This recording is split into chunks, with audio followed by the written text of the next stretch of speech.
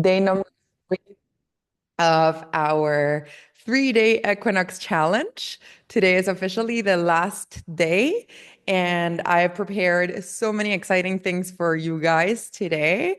I can't wait to jump straight into it and start talking about Maya wisdom. I really hope that you guys had an amazing day yesterday, starting the equinox, that you started this new cycle of the year in a really strong way, that you already started welcoming, as I said, the light into your life, finding that balance between the light and the darkness, the day and the night. And today I have a lot of really cool activities prepared for everyone. And I can't wait to jump straight into all of those activities. I have some information to share with you, some fun exercises that we're going to be doing today. We just wanted to kind of do a 3-day challenge because we thought the first day is going to be amazing in order to give you guys context about, who the Maya are, because I'm sure a lot of you are very new here and had no idea. So we just wanted to give you that context. The second day, which was yesterday, was obviously the most special one because it was the actual day of the equinox. And then we just wanted to do that spiritual practice with Tata Alberto and continue to give you more information on how to celebrate this sacred day, this change of cycle that comes during, the spring equinox. And today we just wanted to give you practices and information and things that you can start applying into your life for the next 90 days in order to get through this cycle in the best way. So I'm going to give you what the Maya believe is called two things: knowledge and wisdom, right? So knowledge is exactly what it sounds like, more information, the things that you can actually learn by listening. But wisdom is the ability to take knowledge and put it into action according to the Maya tradition. So today we're also going to take a lot of action and actually do a lot of practical things and exercises to start the 90-day cycle of the spring equinox right, with the right foot, let's say. So before we get started, I just wanted to take a couple of minutes because my team is telling me that yesterday they received a lot of emails with questions after, we were over with the session. Throughout the day, the team received many, many, many emails with people asking questions about the journey because they were interested. So I told them that if they want me to, I can take a few short minutes. So don't worry, this is not going to take long, but just a few short minutes to answer some of those questions because a lot of people asked the same question. So we thought instead of having the team answering one by one, every single person and repeating the same thing, that I'll just take like literally 3, 4 minutes here really quickly just to answer the questions for everybody live. So I'm just going to do that. So in case you guys missed it, yesterday at the end of the event, we gave a really special offer for everybody who's participating in the Equinox Challenge, which is The Journey. The Journey is our 1-year online program that took years to create, and it was recorded over a period of years with spiritual leaders. We had to travel all around the country. It was a program that was created basically by my dad. Like the inspiration 5 years ago was from him.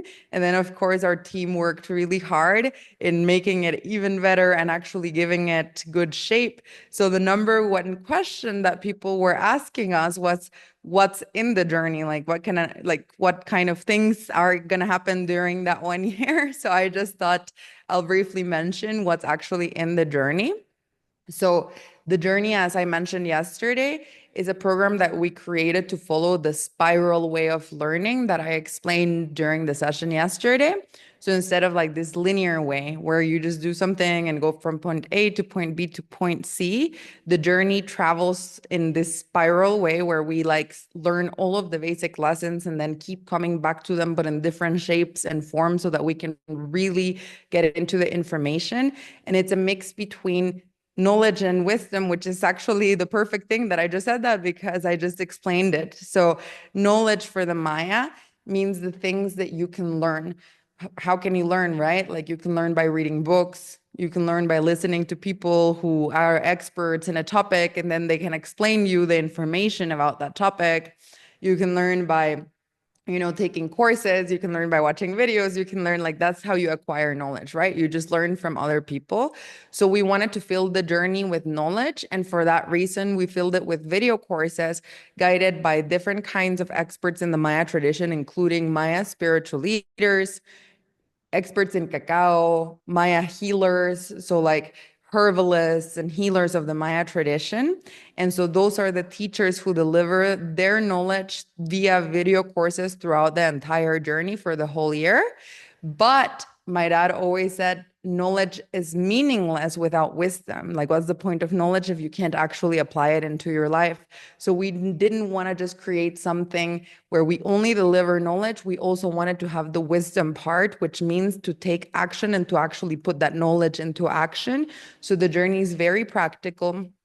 Every single month of the journey is filled with different practices and exercises that you can do. Uh, of course, the first month has to be my personal favorite because all of the courses and the practices of the first month were actually guided by my dad, which I feel so blessed that before he passed away, we got to even record that first month of the journey with him, actually. So the first video course, the first practices are practices that are personally guided by him. It also includes meditations, all kinds of things. So that's more or less what's in the journey and how it looks like. And we also wanted to give it the community aspect, as I mentioned yesterday. So we tried to make it really easy for you to interact with other people who are doing the journey throughout the year so that you don't have to do it like alone. I mean, you can do it alone if you don't want to talk to the community, you don't have to, right?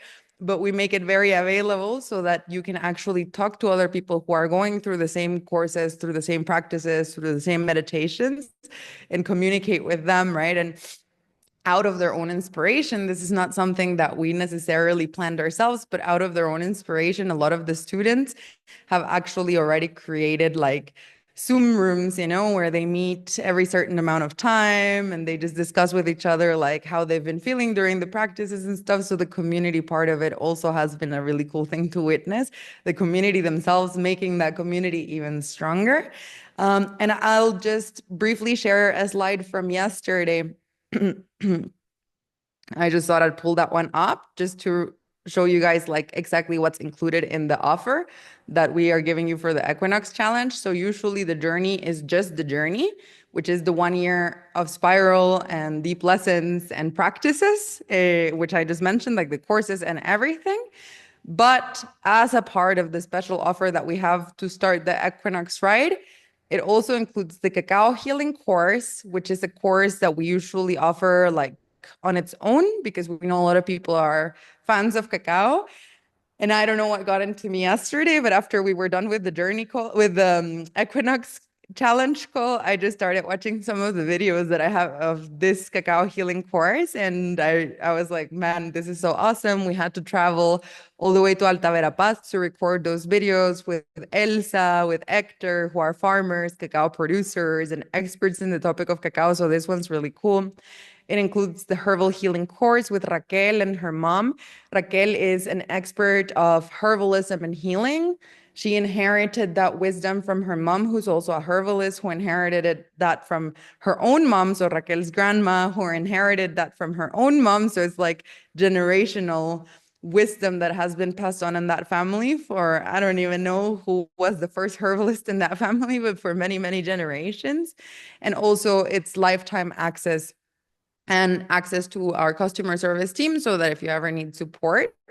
And then the other special thing is that we included a lot of free gifts. So a golden ticket to the 20-day cacao challenge, which means you can access not only the live challenge, which is 20 days, but also the recordings. We're going to just throw them in completely for free for every challenge that we will ever do for the rest of times. And basically the cacao challenge, we do that usually twice a year approximately. And it's usually amazing. No, it's always amazing. Well, it's super cool. I don't know. I love the challenge. Basically, we meet every day for 20 days. We drink cacao together. And we also talk about the Cholquij calendar, which is one of the many Mayan calendars, but that's the human level calendar, and learn how to apply that calendar into our life. It's 20 days because the Turkey moves in 20-day cycles. Additionally, it has the community, which I just mentioned is so amazing. The journey has a private community that has been super active so that you can actually just, interact with other people who are going through the same journey as you. And then a $50 gift card to the Mayan market. The Mayan market is, you can check it out on our website. We support indigenous producers from all around Guatemala who do all kinds of things, including production of cacao, production of herbs, like the cup that I'm drinking from today, that you'll see me drinking cacao from today, was handmade by a collective of women in Rabinal from a sacred tree for the Maya, which is like the morro tree. We have candles, handmade beeswax candles. We have some cool like jade necklaces, obsidians, everything like weavings, all kinds of things, and so a $50 gift card for you to buy anything that you want in our shop for $50 completely for free. And as you know, we have a special offer, which is 30% off on all of this, which is 347 instead of 497. I'll stop sharing the slide now. The other question, okay, I'm taking longer than I planned for this, but I'm about to finish, I promise. The other question that a lot of people were asking, well, we had a few people tell us, like, I don't want to miss the offer, but I don't want to start now because, like, we had, for example, one person tell us that she's going traveling soon, so she's not going to be able to start immediately. Or people were saying, I'm like busy right now, so I'm not going to be able to start immediately. But we wanted to tell you, if you don't want to miss the offer, don't worry about not being able to start immediately because, as I said, this has lifetime access. So even if you join now and you can only start in a month from now, that doesn't matter, because even though it's a 1-year program, you will actually have time to start in a month from now and 2 months from now. You'll have time to do it 3 times if you want. If you want to do it for 3 years straight, like, you don't have to do that, but you can do it as many times as you want. Come back to the content as many times as you want. We plan for every month to be able to be done over the period of 1 month, but if you want to do 1 month over the period of 2 months, that's fine. And that being said, the other thing about time is, we planned this program for people knowing that you guys probably do other things with your life. Like, you might have a job, you might have children, like you might have things that you do in your life. That was not me who did that. They had to stop me because I just wanted to create like 5 hours of content per day. And everybody's like, nobody has the time to watch that. So basically, we made it so that even if you have like a busy life, even if you just invest like, an hour per week or something, you can still comfortably get to the program without getting behind or anything like that. So I feel like if you had time for the challenge, you'll have time for the journey. And so how we did it is, we created like the core program in a way that anybody, no matter how busy they are, they can get there. But for the people who want to go really crazy and do want to invest a lot of time, what Alina and I are doing right now is adding a lot of bonuses as well that are actually not part of the core program. But if you want to dig deeper into all of the wisdom, you can check out the bonuses. And again, you can do it as slow or as fast as you want, because it is a self-paced uh, program, And so basically, yes, like, my point is, don't worry about time, because time is just, it's a lifetime access program, and we built it for people who work and stuff like that, So there's nothing to worry about. And then people were just asking a couple of questions about the price, and we just wanted to remind you that the investment is very low. Remember that this program used to be almost $2,000 for 1 year. And that's what was able to fund us being able to even create the program in the first place, while paying people super, super, super well, especially the spiritual leaders and the teachers who participated in the creation of this program. Because so much of the funding of the funds that we got through the people who joined for that 1 year at that one price was going to those people, to those teachers, to those spiritual leaders, and of course also to be able to afford the filmmakers and everybody to make it like really high quality videos and all of that stuff. But our dream was always once we're done creating the program, we actually just want to make it really accessible. So we thought for a 1 year program, 347 plus, it includes like some free gifts and stuff, is less than $1 a day. And we thought everybody spends, $1 a day on something. Like if you're on the street, maybe you buy a cup of coffee or something, or buy whatever. So we thought $1 a day for transformation is uh, not that bad, especially because it's actually less than $1 a day. And additionally, I'll finish it. Those were the three main questions that we got. So I'll finish that now by saying something that Raquel told me once that I could never get it out of my head. Raquel is the herbalist that we work with. And she told me when I came to her, I told her she was like, do you want help with anything with your health? And I told her, no, I'm fine. I'm not sick or something. Like, I don't need to be treated. And she was like, well, let me still talk to you a little bit about like your health because I love treating people who are not ill because I love doing preventative medicines. And maybe I'll just try to assess how you're doing and I can still give you some herbs just to see that you will be healthy forever. And I thought, oh, that's really cool. Then I started talking to her. And all of a sudden, she was like asking me questions about my health. And then I was like, well, I do have, every time I go to the doctor, he tells me that my lower abdomen is always bloated, which means my intestine or my colon is inflamed. And I keep asking him if that's okay or if that's normal. And he keeps telling me, yeah, so I guess it's not a problem. And she was like, okay. She was like, that's not good. Then I was like, I do have a lot of back pain sometimes from like stress and all. I work too much. I do have anxiety. I feel like I'm on the brink of burnout, but I'm fine, it's okay. And she was like, that's not actually normal, you know that, right? And I was like, oh, actually, and as soon as I heard myself telling her this, I was like, wait, that is not good, right? Like I felt super weird that I normalized things that are actually not normal. And I feel like in this modern way of living, we often normalize things that are bad. And she told me that's the big problem, Sulvai. How many people don't feel actually okay, but they wait to start going to the doctor or to start treating themselves until they're actually really, really ill. And she was like, what do you think is going to happen to you if your colon is inflamed for 20 or 30 more years? She's like, what do you think is going to happen to your back if you're stressed for 20 or 30 more years? Like if you're anxious for 30 more years, if you're burning out for 30 more years, like what will your health look like in 30 years if you just let it be and don't take care of this right now? And I was like, what? I was like, how have I not even thought about, like, I was like, why am I thinking this is okay? Like, yeah, it was such a scary thought. Like, I would have actually spent 10, 20, 30 more years not doing anything about this until it would have, of course, obviously become a super big issue in the future. And then I would have been like, oh man, I should have done something about it. So she gave me a bunch of herbs that actually changed my life. But then, one of the things that the reason we wanted to make the journey so accessible for everybody was because, we were thinking not only like it's so powerful to take action, but Raquel really made me open my eyes about the cost of inaction, right?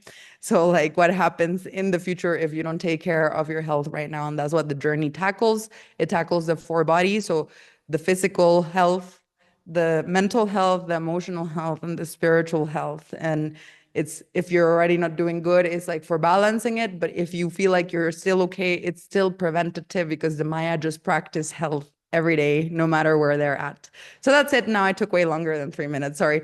But now let's actually jump into it. Um, so as always, I'm going to start with the invocation. So get ready, sit down, take a deep breath. I'm going to share the invocation on screen right now. And if you guys would like to join me by reading it, feel free to read it. If you'd like to join me just by closing your eyes, feel free to do that. If you'd like to do your own version, feel free to do that. But basically just open your heart and set intentions for what you want to get out of this session today. And I'm just going to start reading that now. So at this moment, before we begin this conversation, we want to take some time to remember our creators and makers. Alom, Kaholom, Sakol, Pitol, Tepeu, kukumats, and show them our gratitude for giving us the gift that is life. We say Matiosh Kushkach, Matiosh Kushuleu, heart of the sky and heart of the earth. Thank you to the energies of the four directions of the universe, the four elements, the four colors of corn, as well as their guardians. We especially call upon the energy of the word so that the words that are shared here can be flourishing and help us connect to one another. We ask this energy that the words we put out with our voices are caring and of value to the world.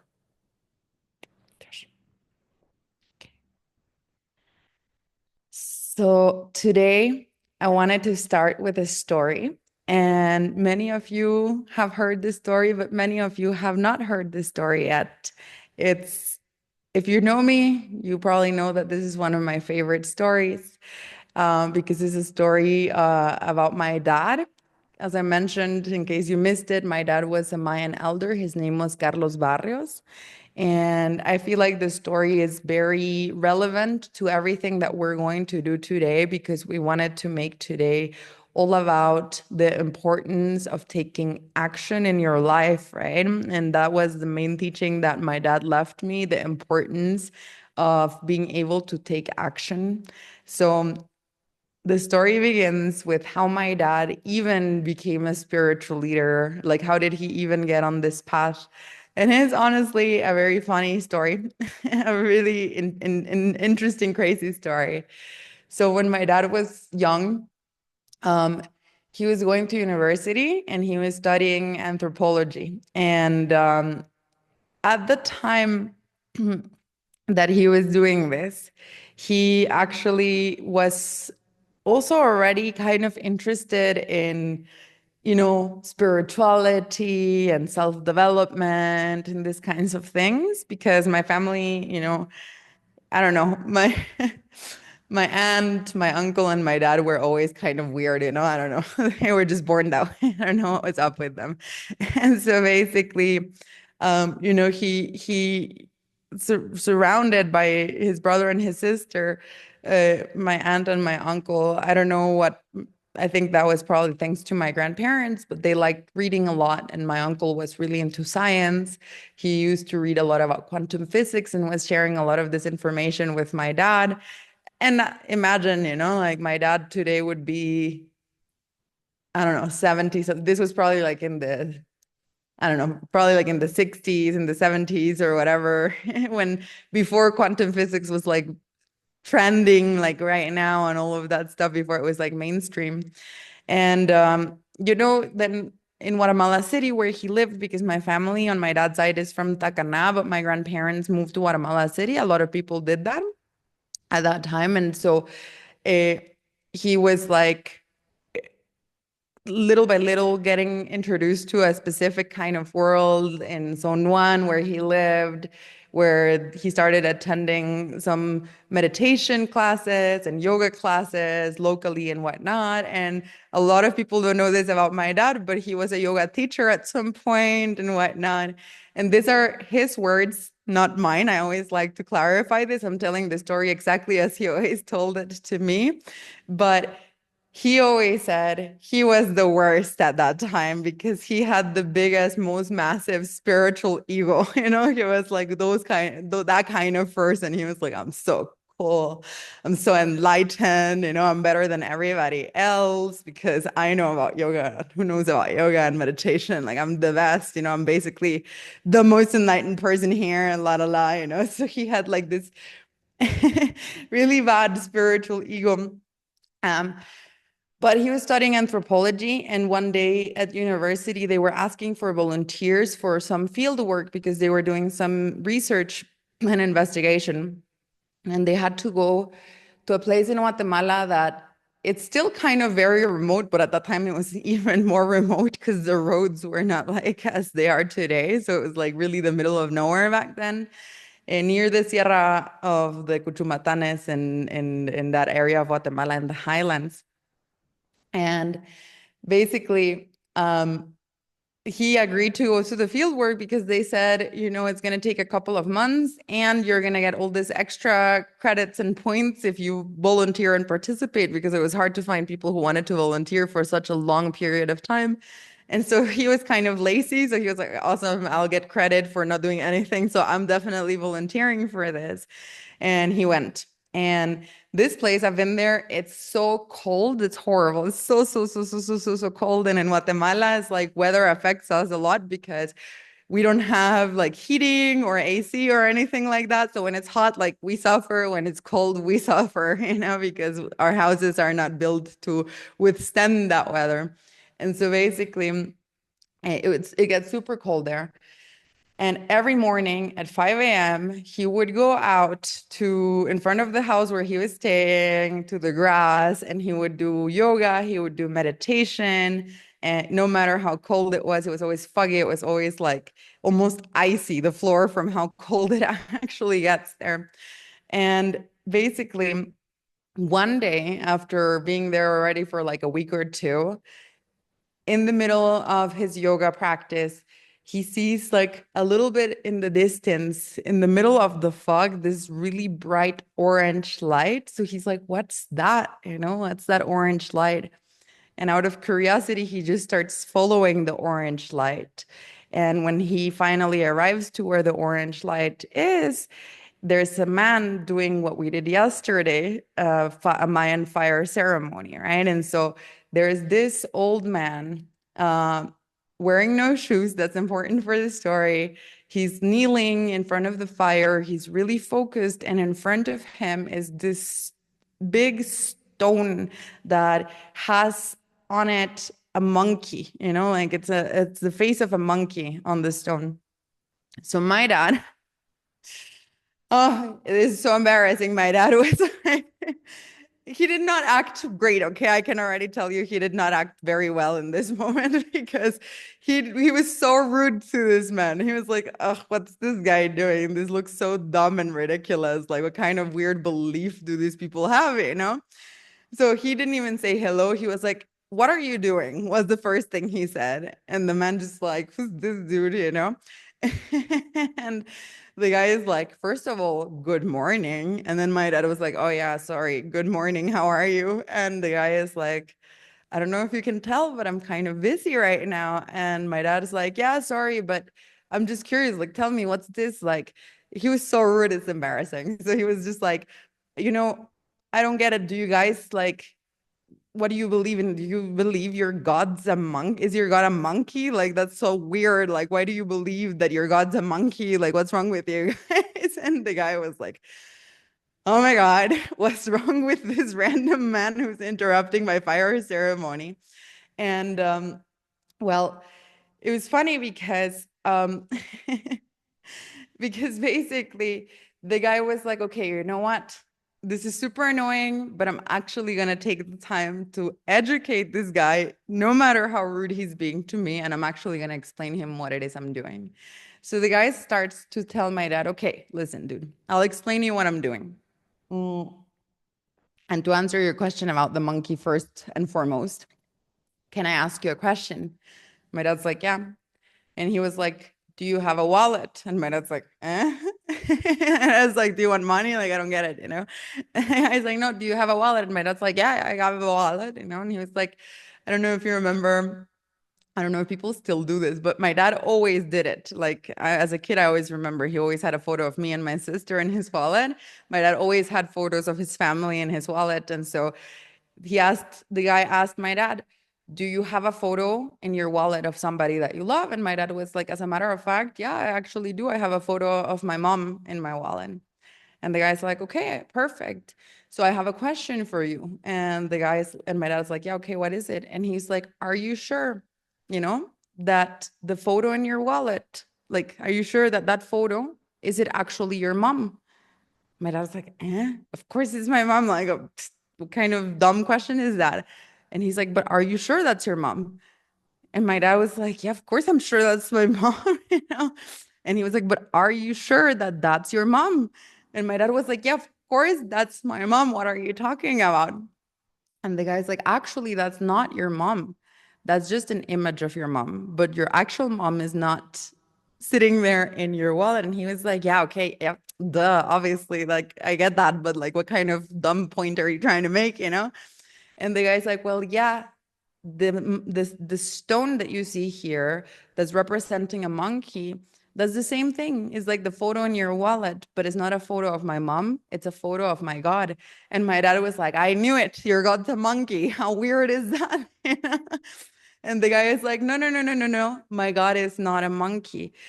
And then he went ahead and said, actually, in the Maya tradition, we don't even have a God. There's no word for God. I'm only utilizing the word God because for you, it would be too difficult to grasp or understand the concept of what we actually believe in. But we don't even have a word such as God. We believe in something different. But for the sake of you understanding me, I'm just going to use the word God. So this is a photo of my God. And before you say it again, no, my God is not a monkey.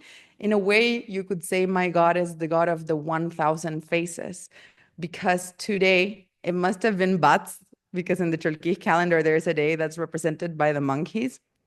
He said, today I'm honoring my God by honoring the energy of the monkeys. But my God has 1,000 faces. In other days, I will honor my God by honoring the trees. Sometimes I'll honor my God because my God is also in the jaguars. It's also in the birds. It's in the water. It's in the fire. It's in the air. My God is in the volcanoes. It's in the mountains. It's in the cosmos and on the earth, in the sky, in the bees. It's even in you. It's even in me. My God is everything. It's everywhere, you know? That's my God is the God of the 1,000 faces because it has 1,000 faces. It's everything and it's everywhere.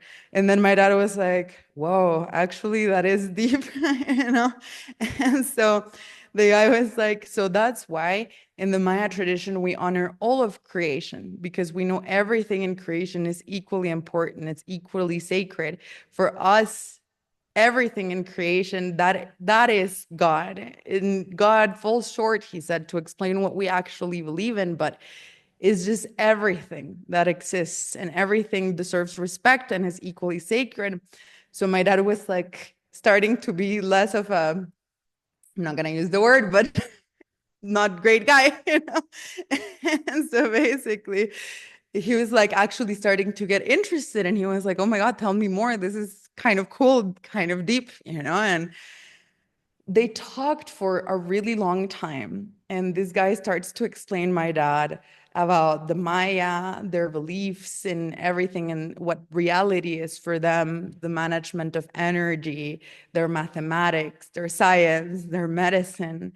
My dad starts to feel really shocked because um, you know how my uncle loved quantum physics, and so he borrowed my dad a few books about it. My dad was like, this guy is describing a lot of concepts that I've only read in books about quantum physics. Like this guy's explaining quantum physics to me. But in Guatemala, and there's a long story of discrimination and oppression and horrible atrocities that happen here for why even today Indigenous people are the group of people who live in the most amount of poverty, have the least access to education. There's a lot of illiteracy and stuff like that.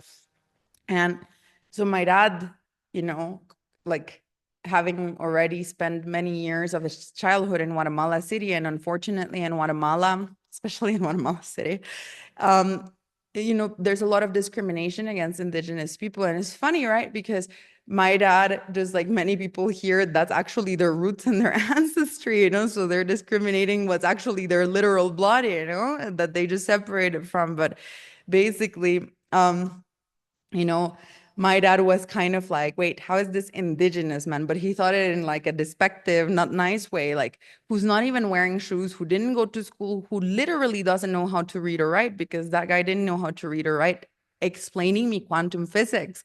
Like, this is not going together. He was like, how is a man who didn't finish the first grade, you know, or kindergarten, explaining me the most complex concepts that even highly educated people who I know have never heard about. My dad was like, I don't get it. This is crazy. But eventually the guy's like, you know what? I have to finish my ceremony because you've already interrupted me enough. So get out of here. But nice to meet you. Now I explained you the whole thing about the monkey and whatnot. So my dad left, but he was hooked, right? He couldn't stop thinking about this guy. And he was like, who was that man? Like, how does he know so much? This is so deep. I want to know more. Okay, fast forward a few days. Every day, 5 a.m., 6 a.m., my dad's out meditating, doing yoga. Small town, so super randomly, the same guy from the ceremonies walking around, and he sees my dad, and he was meditating. And so he was sitting in the lotus position, with his legs crossed, with his eyes crossed, like meditating. And then the guy's like, oh, there's that weird guy, and now he's doing his weird stuff again, like, what's wrong with this guy? Like, what is he doing? And so the guy's like, Carlos, wake up, and my dad's like, and then he was like, oh, it's the guy from the fire ceremony. And the guy's like, I swear, Carlos, you're the weirdest guy I've ever met. Like, why were you sitting down while sleeping? Who sleeps sitting down? And my dad was like, oh, no, no, no, I was not sleeping, actually. Now it's my turn to show you how cool and how wise I am. Like, you already showed me how cool and wise you are, but now it's my turn to show off how spiritually developed and cool I am. He was like, I wasn't sleeping, I was meditating. And then he proceeded to explain what meditation is, which I don't have to explain now. I bet you guys know what meditation is, right? And so this man is actually interested. He's like, that sounds really amazing. This meditation thing, that sounds really cool. Like, what a great practice. And he was like, tell me more about meditation. What's the point of meditation? And my dad was like, well, if I keep meditating, there will eventually come a point where I will hopefully reach nirvana, said my dad to the guy. And he was like, what's nirvana? And then he explained nirvana, right? And so, and I guess I hope you guys know what nirvana is, right? So he's like, yeah, I'll reach nirvana, I'll be enlightened, la da da. And the guy was like, so you're telling me that through this practice called meditation, you can reach that state? And my dad was like, yeah. The guy was like, this is super awesome. I want to do this too. Like, this is so cool. And he was like, let me ask you a question. How long till you reach nirvana? My dad's like, I don't know, maybe if I'm very constant and very disciplined and I keep doing my practice, maybe in 20, 30, 40 years, I don't know. And then the guy bursts out laughing. He's like, ha, ha, ha, 40 years. He's like, that's crazy. He's like, why? Why would it take so? He's like, ay, Carlos, always with your things. He's like, you know what? Do you want to see Nirvana right now? Because I'll take you to Nirvana right now. And my dad's like, what? He's like, come, I'll take you to Nirvana. And my dad's like, whoa, who's this guy? Like, is he actually going to make me reach Nirvana? So they go to his house. And every arquij, who is of course an arquij, a Maya spiritual leader, has like usually a little altar space in their house where they have just their crystals and their candles and their sacred wrapping and all that stuff. So they go to his house and he makes a small fire, starts, to light some candles and whatnot, and does an invocation and whatever. And he tells my dad, okay, now like just sit down and relax and now close your eyes. And then he starts doing the best thing that could ever happen to anyone ever. He starts to tap my dad's like head in specific points. And then he's just like tapping, tapping, tapping. And then he puts his hand above his eyes and keeps tapping. And then he starts guiding my dad and telling him like, okay, let yourself go, let yourself go. And my dad, so difficult to explain, but my dad says all of a sudden he just starts to see these colors here and there. And then they become more and more intense, more and more intense, more and more intense. And he says he starts to see colors that are not from this world, that he's never seen before. And especially all of a sudden, everything starts to become golden, but like this specific tone of gold that he's never experienced before. And he just like merges himself with, I don't know, the universe. I don't even know. He like explodes into this like bursting of colors and he's just like floating around and there's not one question he has left. It's like if you had one question, like he had no questions left about life and existence and everything. And he was just like floating around in ecstasy and whatever. And then, I don't know, like 20 minutes go by. And it's so funny. This guy's just like, okay, Carlos, come back down. I have errands to run today. So like we're done here. And my dad starts going, no, please, no, please, don't bring me back down. And the guy's like, no, Carlos, I'm sorry, but I have a busy day. You have to come back down. Anyways, he comes back down, he opens his eye and his eyes, and the guy's like, so was that Nirvana? And my dad's like, yeah, that was definitely Nirvana. And the guy's like, cool. And my dad is like, who are you? Like, what is happening? Like, what is this, you know? And the guy's like, well, so now you reached Nirvana, right? And my dad was like, yeah, I guess now I reached Nirvana. And and the guy's like, so now that you've reached Nirvana, what are you gonna do with your life? And my dad's like, well, I guess you just stole 30 or 40 years away from my life, so I'm not sure anymore. What am I gonna do with my life? And the guy's laughing, and my dad says, well, um, my dad is like, you know what? Please, I don't know who you are, but please teach me. I want to stay here with you. I want to learn everything that you know. I just want more of whatever this is. I don't even know what this is yet, but I just know that I want more and I want to learn from you. And long story short, that was actually my dad's teacher who walked his path to become an arquij or a Maya spiritual leader for the next 20 years. So basically, it's like this beautiful story. And this practice that he did is a very ancient Maya practice. The tapping practice is called the pineal gland activation. And the Maya practiced it for thousands of years. And guys, it's awesome. My dad did that to me like 3 times, and oh my gosh, you can't, there's no words to express what you feel like when they do this practice for you. But what's interesting, and the reason I'm telling you this story, is that this practice, um, basically it's kind of like a little bit of a shortcut, you could say. You reach this state, but it's not like you stay in this state. It might last 20 minutes, it might last even 2 or 3 hours, but eventually it kind of fades away. And then you're kind of back to normal, let's say, or to your usual self, you know? But the Maya believe that the key to yourself, or to actually discovering how to get there or something, is how do you know what you're supposed to do or what path you're supposed to take if you don't even know where you're going. And with this thing, you actually don't even know where you're going until you actually experience it. So it's not like you get there and now you stay there forever. It's more like a practice that shows you what it could be like. And then that gives you like all of these guidelines to like, okay, so that makes sense. Now I understand a lot of things. And now I kind of know what path I should be following so that I can actually be closer to that state and whatnot, you know? Um, and so it's beautiful. It's really crazy. But basically, the reason I wanted to tell you this story is to kind of start by telling you a couple of things. The importance of action, we'll get it to in a few moments, but the simplicity of everything, you know, for the Maya, everything is so simple.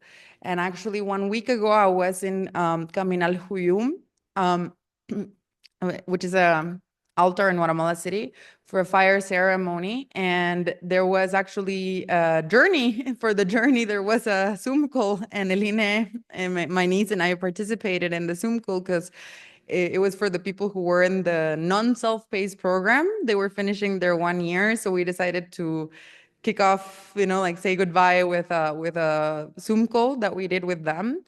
And Elena asked me that at the end of the Zoom call, maybe I leave them with like some words. And I thought, well, there's so many words I could say for the end of this call after the 1 year program that they just finished. What am I going to talk about? Like, am I going to talk about like, I don't know, the 4 bodies, or am I going to talk about the power of the mind, or am I going to talk about, you know, um, Mayan fire ceremonies or what? No, I don't know, you know, like how do you put it all together? And so what I shared with them is something that my dad told me 5 years ago, actually, when we were recording the video course for the first month of the journey. And I never forgot what he said. He said, it's so hard, because he told me, if I would, and it has happened to me, he said, pick a random person on the street. Like I just A random person on the street who's never heard about Maya wisdom before asked me, Carlos, what is Maya wisdom all about? What I would say is, oh, it's simple. It's about living in harmony with nature, balancing yourself mentally, emotionally, spiritually, and physically and materially, practicing forgiveness and having a good relationship with your community, having a purposeful life, and being really grateful for existence for providing you with life. And that's it. And he said, the thing is, when you say that to somebody who's never heard of that before, who's never heard of the Maya Cosmovision before, they're like, oh, not that deep, I guess, you know? And they're like, too simple. Like, I don't know, like, it kind of like, it's so simple, it like, you don't even, it doesn't hit you, like, you don't even process it if you hear it like that, you know? But the people in the journey, in that one call, I told them, now you get it. After 1 year, you studied these concepts for one entire year. They are so, so, so deep. It's not even funny how deep they are. It's like so profound. You have to study it for hours, gratitude for hours, like balancing your from. I'm like, yeah, sure, how simple, but actually, how simple actually is it? Because it is simple, and that's what my dad told me. It is simple, but that doesn't mean it's easy, right? Imagine what would it take? What would it mean for you to really be okay, super balanced mentally, physically, emotionally, and spiritually? What would you have to do? How long would you have to work on that? How much would you have to think about it? How many teachers would you have to learn from in order for you to achieve a true deep balance? Like, what would it mean for your life if every single day you were actually feeling super grateful and that was your experience of life? Your experience of life was gratitude.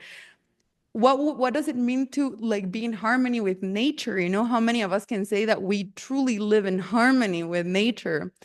To practice forgiveness, how many of us can say that we've truly practiced forgiveness and forgiven ourselves and forgiven others, and we're able to, you know, express our for like have others forgive us for our own wrongdoings? Like, it sounds so simple is what my dad told me, but it's so so deep. Simple doesn't mean easy, but it's simple. And he told me, I have people who literally don't even understand how profound or powerful these practices are, because they just think, oh, that's too uncomplicated, too simple, too like that's too obvious. Like, I don't know, I want something harder and more complex to understand, you know, for my life.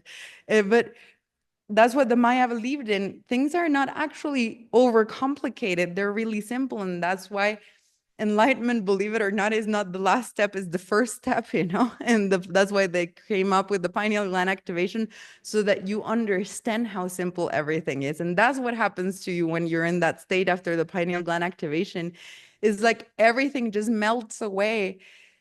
And when you come back, you're just like, oh, I get it now. This was around me already all along. I'm not that special. Everything is already perfect around me all the time. Like, what? How could I not see that before? You just look around you and you're in absolute awe after the pineal gland activation. You're just in absolute awe of everything around you. And you're just like, wait, what? You know, this was how everything was all along, and I just didn't see it. It was uncomplicated, so obvious, right in front of my eyes, and I just didn't see it. And that's why for the Maya healing, the first step is that, to see how simple everything is. And, you know, there's no equation or code, like, you know, pass incense around your house 3 times a day and play the drum twice and jump up and down 5 times. And then that's the key to getting. No, it's just, it's available to everybody, to literally everybody. Everything is already so amazing around us all of the time, and we just are not able to see it. So that was why I wanted to share this story with you. And now we will get a little practical. So I'm going to share a slide with you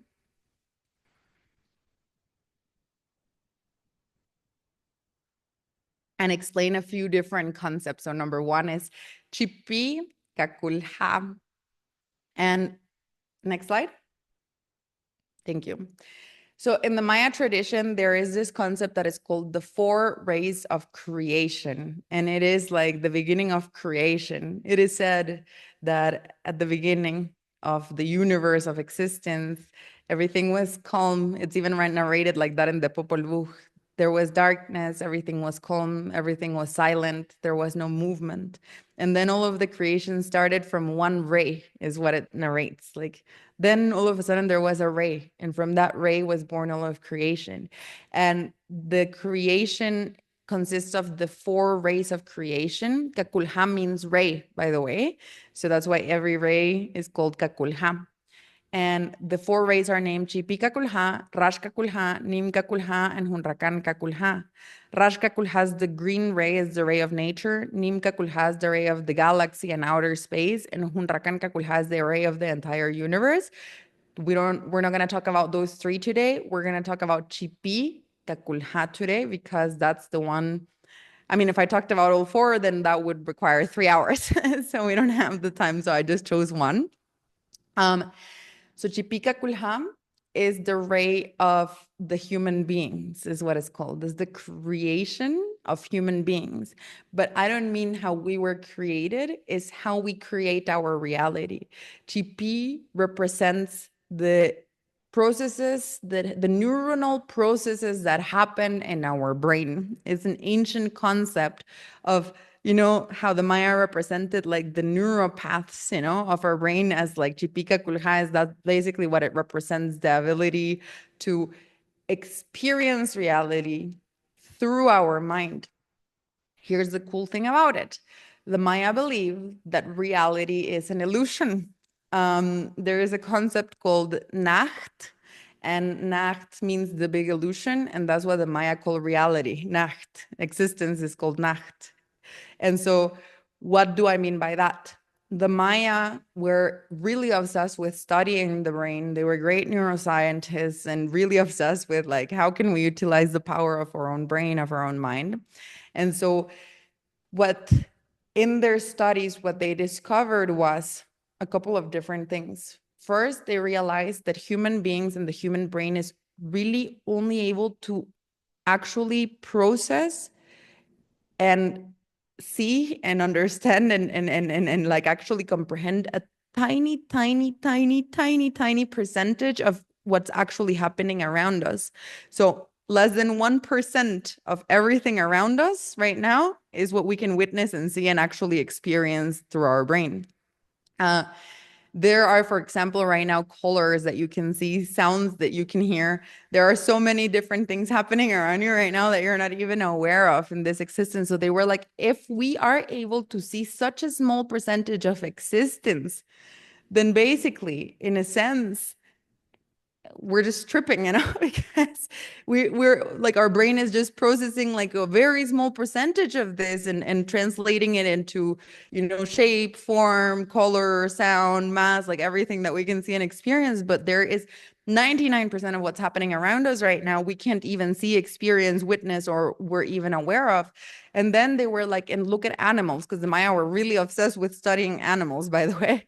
And they said, look at animals. Is the perception of a spider the same as us? Like our own perception? Like, how does a spider see? How does a spider perceive space and time and the universe around it? Or an iguana? Like, how does an iguana or a fish or a dog or a snake or a bird, And they were like, actually, no, like the perception of reality of a spider, of an iguana, of a bird, of a snake, of a dog, of a jaguar is completely different to the one of human beings. So what tells us that what we experience as this reality is the one true reality? If literally every other being is experiencing reality in a completely different way than us, it's just an illusion where it's just the way our brain processes what's actually around us and is able to give us that information. But really, that's just the reality that our brain created. So in a way, we're like in this mass illusion or this collective hallucination, we could say, thanks to our brain, And so they were like, wait a second, if that is true, can we do something with our brains to break out of that? Can we, for example, train our brain to experience more of the reality than is able to see? Or if this is just like the creation of our brain, can we train our brain to kind of break that creation, shift it, change it, move it around, experience more, like, etc. They came up with this crazy, crazy exercises. I mean, my dad gave me one. You're like it's like taking drugs. It's really weird, you know? You just literally, I'm not even gonna tell you because it's a little dangerous. If I don't give you the correct instructions, you could be tripping for the rest of your life, literally. But it's the thing with candles. I'm not gonna tell you what you have to do. It's like a thing you do with your eyes and candles, and you do it for 20 days. And in basically is like the whole exercise is you have two candles. You do something. I'm not gonna give you the instructions. Please don't do it because it's dangerous if you don't know how to do it. So don't even try it at home. But basically, you have two candles, and your exercise is to set yourself up in a way where you literally try to see a third candle where there's only two candles. You do like a funny thing with your eyes and whatever until you can see a third candle. But then you only see it for a few seconds, you know?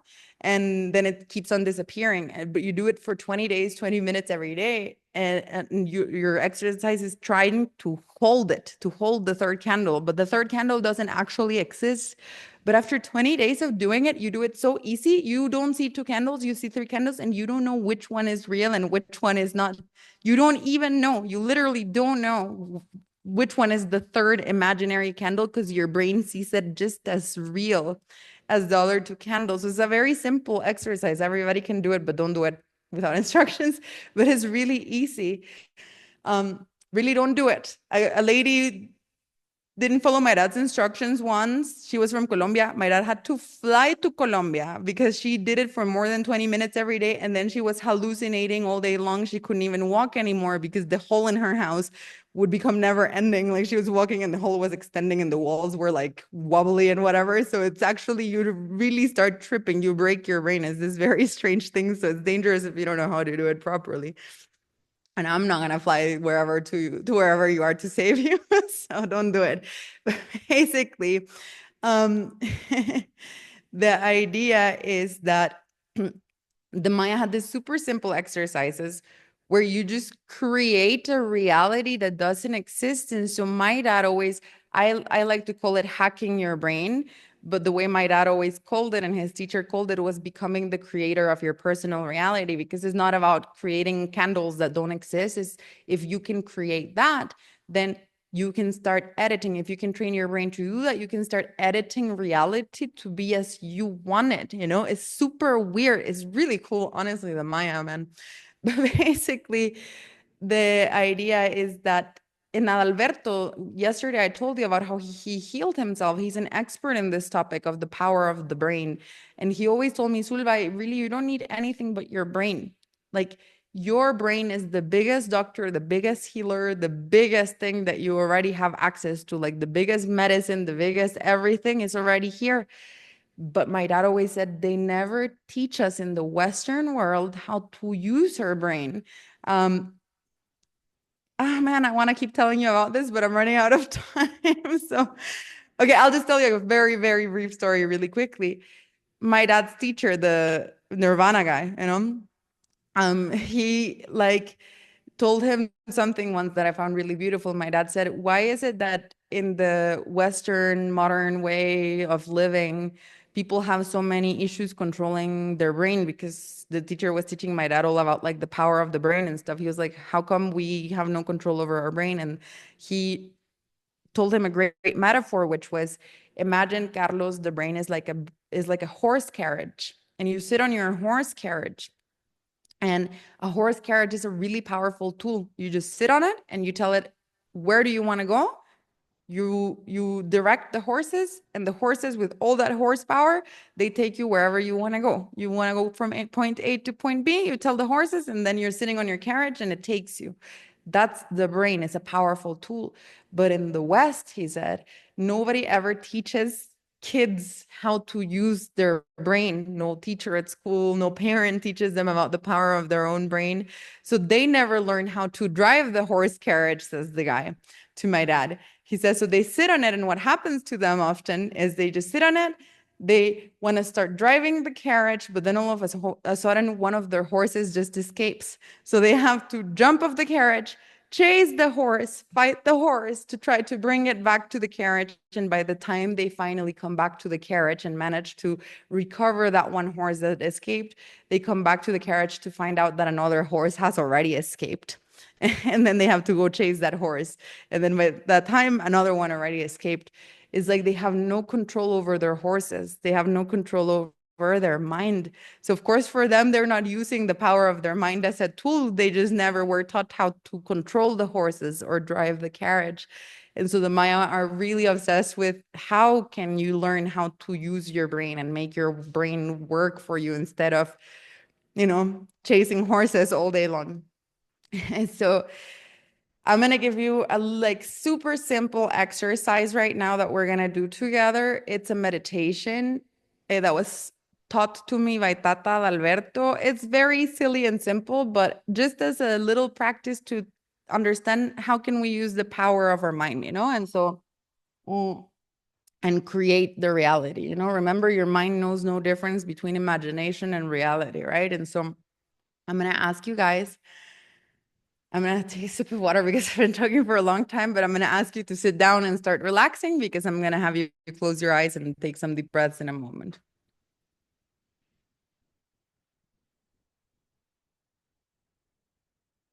Okay. So close your eyes, sit comfortably. And the first thing we're going to do is we're going to take a couple of deep breaths. So breathe in, hold your breath for a moment, and then breathe out. Again, breathe in, hold your breath, and breathe out. Breathe in again, hold your breath, and breathe out. Bring your breath back to normal, but now also become aware of your body. I want you to relax. If there's any tension in any part of your body, this would be a good moment for you to try to release that tension, just start entering a state of relaxation. Okay. And now what we're going to do is we're going to imagine that there is a cosmic ray of light that's coming from high up in outer space in the universe and is that energy of the universe. And we're going to imagine how that light is descending and filling our head, filling our brain with all of that power that the universe has, cleansing our brain, cleansing our mind, filling it with power. I'm going to give you a few moments to do that.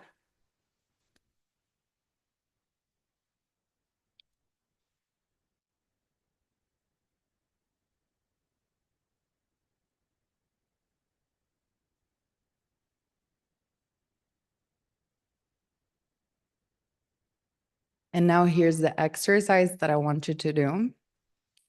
I want you to take your hand and imagine that you're holding a lime on your hand, one of those green limes. Touch it with your hand, feel the texture of the lime in your fingers. You can smell it, touch it, play with the lime for a few moments, but try to visualize a lime on your hands.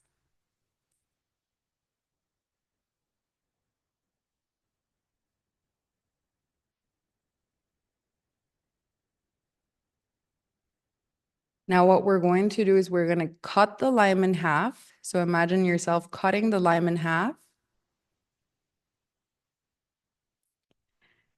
And now bring the lime to your mouth and start squeezing the juice of the lime into your mouth.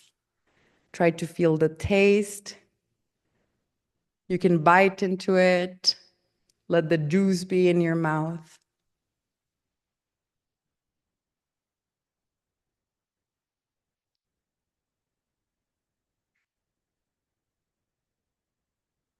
Okay. Now take one more deep breath. Exhale and open your eyes. Okay. What was the point of that, you may be wondering? Okay, I'll explain you what the point of it is. It's a very silly, short exercise, but did you guys notice that a lot of saliva starts getting released from your mouth when you start eating the lime. I need to know. Write saliva in the chat if you actually had saliva in your mouth, please. Like, just type the word saliva because I want to know how many people actually experience saliva. Yeah. Okay. So it's a very silly exercise, but it's a very simple thing. And Alberto taught it to me. Just it was like he was trying to explain to me how we can actually trick our body into believing things, even though they're not necessarily real in our mind yet. Like we can actually heal ourselves. This is a silly thing to you just eat a lime in your mind, but Alberto is the one who explained me you don't, there's a like your brain cannot differentiate between reality or a created reality in your brain. And so you can actually make your body react. If you believe enough that you have a lime, you will experience the saliva in your mouth. And I just see in the chat that a lot of people experience saliva. So basically, the idea is that's what Chipica Kulha is all about. That's what the Maya described as one of the important concepts of this existence is to become the creators of our own reality. So that's concept number one. I'm going to move on to concept number two. Because I'm going to give you, oh, can you share the slide? Thank you. I'm going to give you 5 things that are super simple that you can start applying into your life. So one is the power of your mind or chipica kulha. The second one is cacao.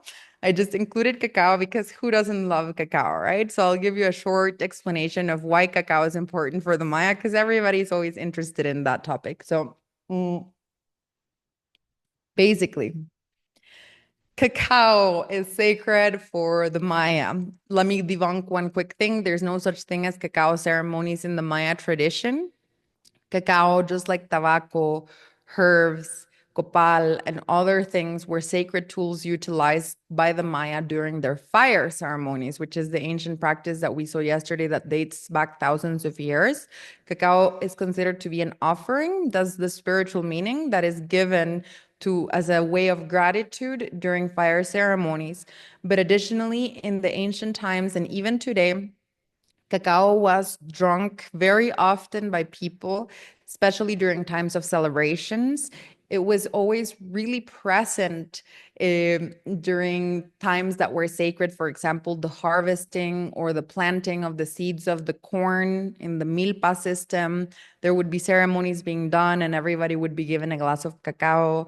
During celebrations such as weddings and everything, cacao was the beverage. It was as a medicine that was utilized for healing ourselves and healing our relationship with other people.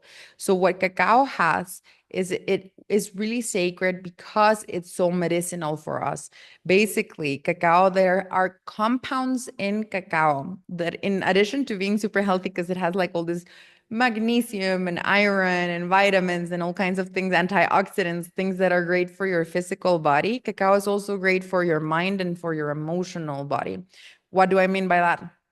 There are compounds in cacao that cross the blood-brain barrier, and those compounds are amazing at regulating certain neurotransmitters of your brain, such as dopamine, serotonin, anandamide, phenylethylamine, basically all the happy ones, because dopamine makes you feel happy. Serotonin is responsible for long-term happiness, and dopamine makes you feel pleasure.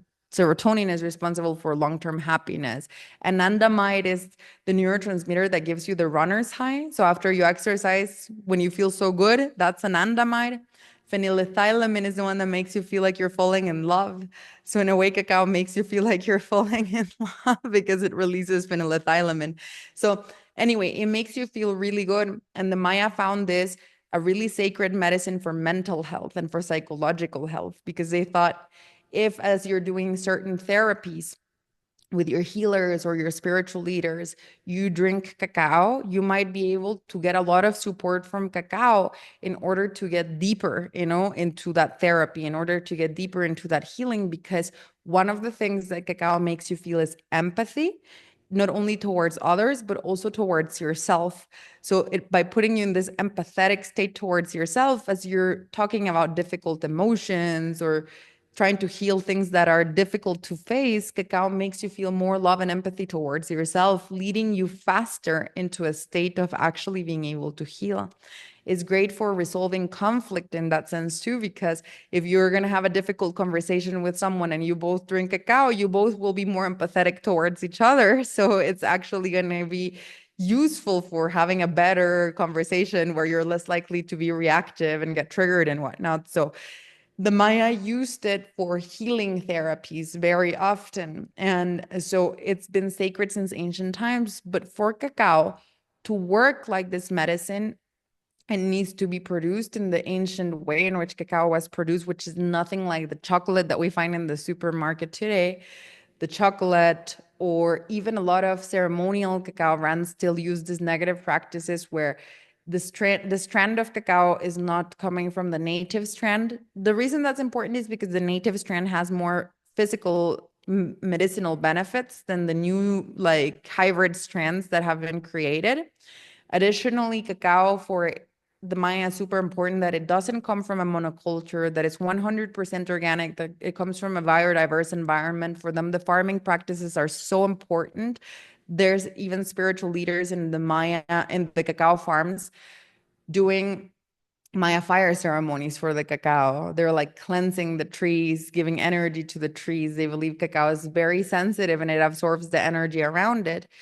40% of the cacao of the world comes from the Ivory Coast, where farmers make an average less than $1 a day.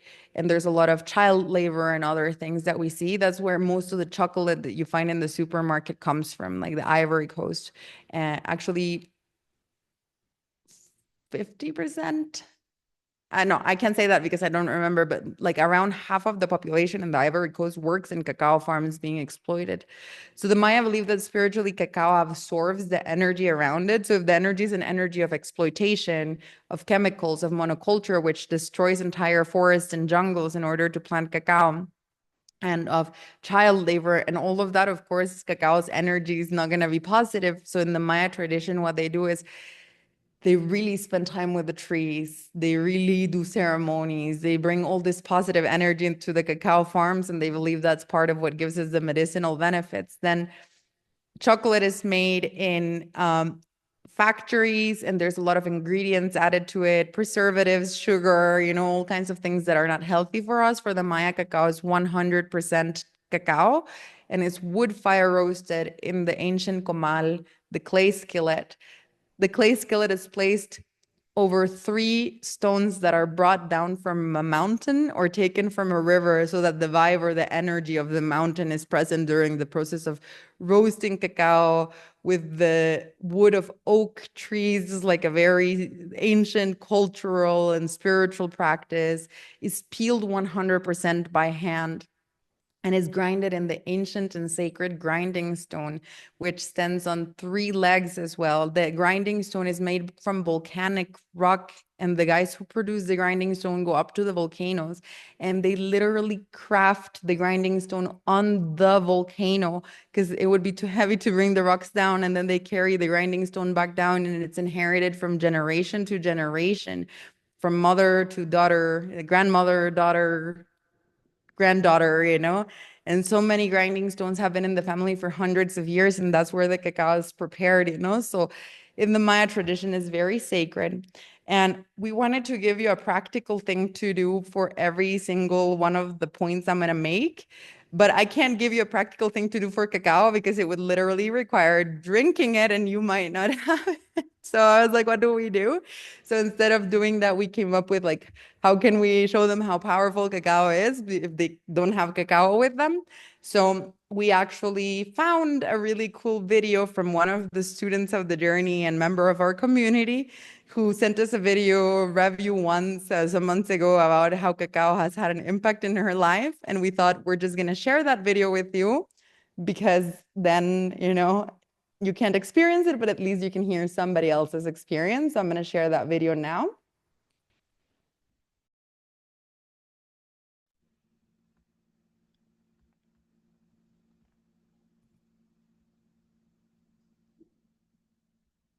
So for me, what I love learning about cacao is that in moments where we are going through very difficult things, very difficult parts that our family may be there, our friends may be there, they can offer words of comfort, but the only ones that are going to be going through that moment is ourselves. We are the ones. And so at that moment where I was going through, very difficult moments, dark nights of the soul, it was just that comfort of like making that little pot of cacao and stirring it. And with that, setting the intentions and just being with your cup of cacao. And at that moment, just feeling it's you and me. It's you and me. It's you and me and this cup of cacao, and how this beautiful energy I know is going to come within and is going to help to like travel inside myself, go into my heart, help me crack open what needs to be cracked open from the shadow into the light and all of that, and how it is. And it is sometimes in those moments when we're going through those transformative moments that are meant to be there to transform us into what needs to break through. You go through these moments where you feel like your heart, it's almost like in a state of like a black hole, because it's like it feels like such deep pain and such grief that you have to process. And it is through that beautiful, incredible energy of cacao that comes in to help you sweep and transform all of that in a way that feels so nurturing and comforting, because that's the word as well. That I call her like the nurturer through our initiations. She is there to hold you steadily as you go into those moments of the black hole that need to happen in order for the light to shine through and shine over and break through into another galaxy. But the moments of breakthrough feel so hard sometimes that she comes in to truly help you and just nurture you, and this beautiful benevolent force that will coach you through and take you through to the other side. That's what it feels like.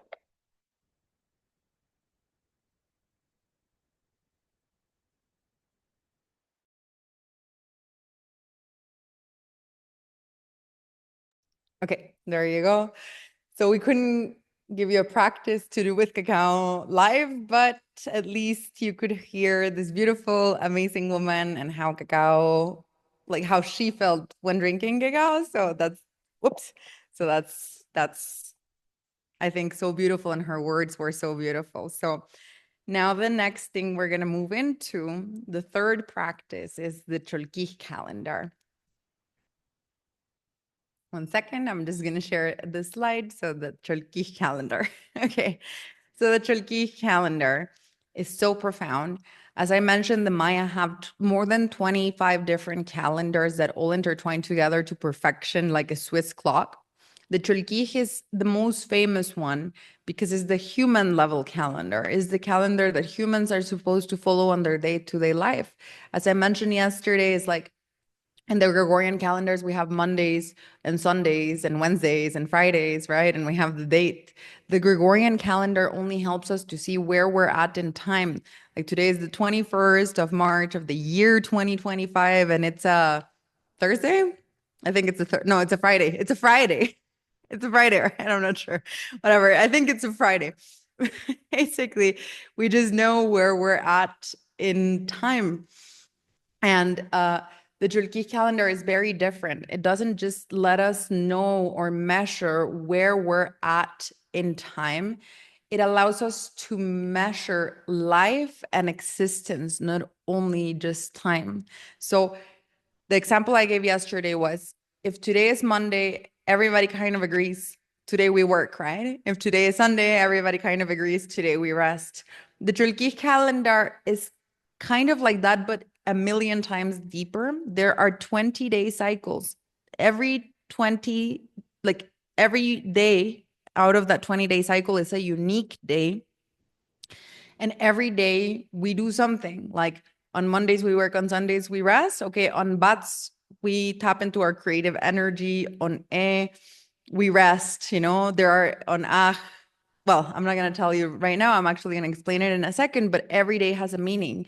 There are days where we practice rest. There are days where we're very productive. It's like half and half. It like guides us to how much we should be productive and how much we should rest for our physical and our mental health. So it already includes that practice, but it also includes other practices. There are days that are devoted entirely to forgiveness.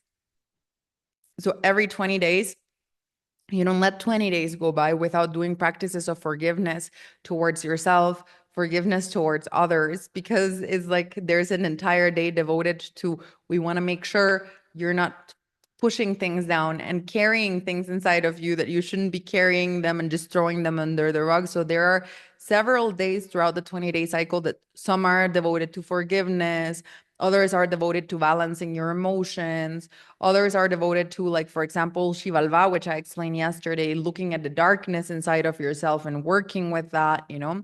Then there are days where you just have fun, where you're just joyful, where you just play, kind of. There are days like for art and dancing and all kinds of things like that. There are days for the community to work on your relationships, to nurture your relationships with your partner, with your family, with your friends. There are days that are devoted to the connection you have with your ancestors, days for nature. There are also guidance of like days that are better for getting pregnant, for example, days that are better for planting seeds if you're going to start a garden or start planting your own crops. So it has the guidance of literally just like every single thing. To become a whole human being in the Maya tradition, the word is to be a hun winak. Hun means what? One, and winak means 20. To be a whole human being is to become a 20. And there are 20 days in the Cholquij calendar. What this means is this calendar was created with 20-day cycles where every day includes literally everything that a human being would have to do in their life in order to be healthy, mentally, physically, emotionally, and spiritually. It already gives you the guidance and the practices that you should do every day for a 20-day cycle. And if you do it every day for the rest of your life, basically it covers all of your needs, from your physical needs to your mental needs to your emotional needs to your spiritual needs. So the practical exercise we came up with, and I'm going to share a slide with you, is to just share with you what's the energy of the day today according to the Chulke calendar. Today, we're being carried by the energy of 5 Ah. Ah. So today you can actually practice this. What's the point of today? If you're following the Chulki calendar and you know today is Ah, there's a few practices that you could do. Ah, for example, involves taking care of some of the things in your physical body. Ah refers to managing the structures of your life. What are the structures of your life? It's 3 of them: your house or your home, your body, and your relationships. So Ah is a day in which we spend time working on making our home a really good place for us. So it's a day for cleaning the house, making it a comfortable space, spending time with like nurturing that energy of our house. For the Maya, the house is sacred because it's where we spend so much of our time and put so much of our energy. So every 20 days, they cleanse the house, they make the house beautiful. And so today you could do that. Is a day to also balance the structure of your life that is your relationships. And so it's a good day to go and nurture the relationships with your romantic partners, your family, your friends, your community, your neighbors. So you could do something nice for them or just hang out with them to not forget to nurture those relationships that need nurturing. And that is also the day where we nurture the structure of our body, and it refers to the bones and to the muscles. So today is a day, every 20 days, there's a day where you work on the health of your bones and your muscles. So it's a day where we practice like any type of exercise, physical exercise that brings you better flexibility, that's healing for the muscles, that strengthens your bones. You can consume anything that is going to make your bones stronger. Ah also refers to not pushing things down. Ah is represented by the armadillo, and the self-defense mechanism of the armadillo is to curl up and hide, right? So Ah represents that today is a day for us. Sometimes with the difficult moments in life, sometimes our reaction is to hide from them, right? To just like say, oh, okay, let me just like curl up here and pretend like this is not happening until it's over. Is the day that teaches us to open up, is a day that teaches us to not push down our emotions, but to actually express ourselves. You know how sometimes people can explode in life because something happens with a person and it happens again and again and again and again and again, and you don't say anything, and then one day finally you're done and you just explode. Not everybody does that, but people certainly do that. Uh, so basically, is the teacher that teaches us to not wait until things have come to a crisis or they have come to an extreme and we're already so triggered or so explosive we just can't control anymore, like the emotions or how we express them.